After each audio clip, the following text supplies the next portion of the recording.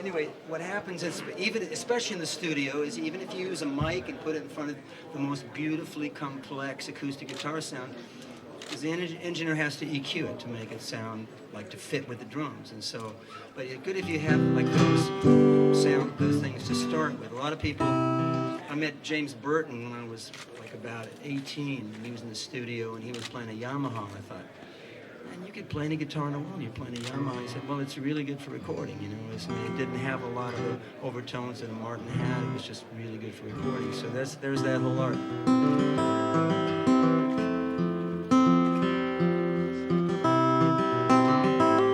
That's coming through an amp, you know. The truth is that just about everything you hear comes through an amplifier of some kind, whether through a microphone or through a pickup. But to get a pickup,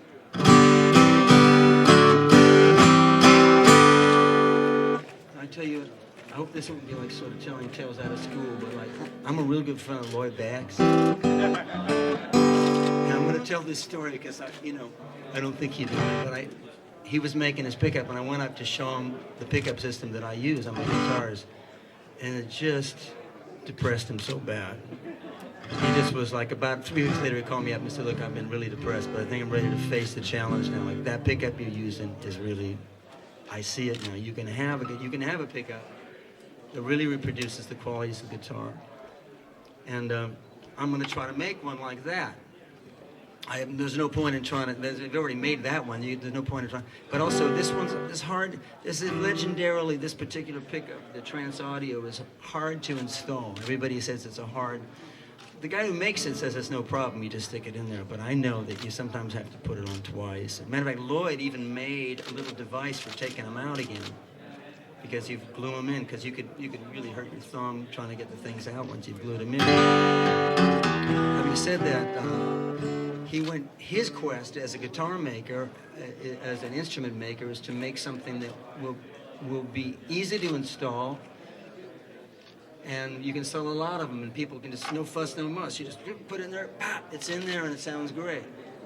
And the other thing to do is to have a shop, like say in the Gibson shop, where people have figured out how to do it, how to get it right, and they have an inspector and have it done like that. Otherwise, you could spend a lot of time wandering around in the desert, like wondering what the.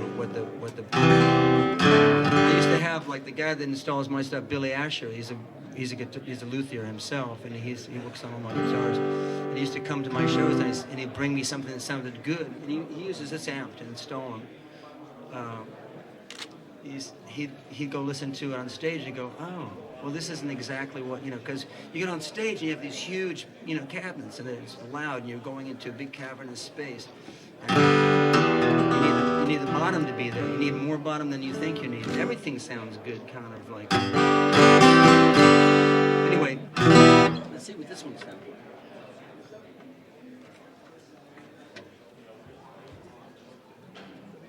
So you can't.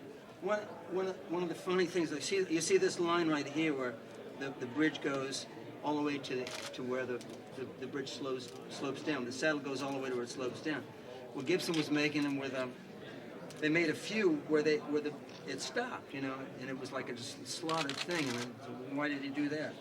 The originals are not like that. So, well, I finally figured out, well, they were making it easy to install a Fishman in it, or a Martin, or a thin line, or whatever, And I thought, well, yeah, but it sounds different. It sounds different if you don't have this. You don't engage as much as actually Ren told me you don't engage as much as the top. So it was a big decision for Gibson to.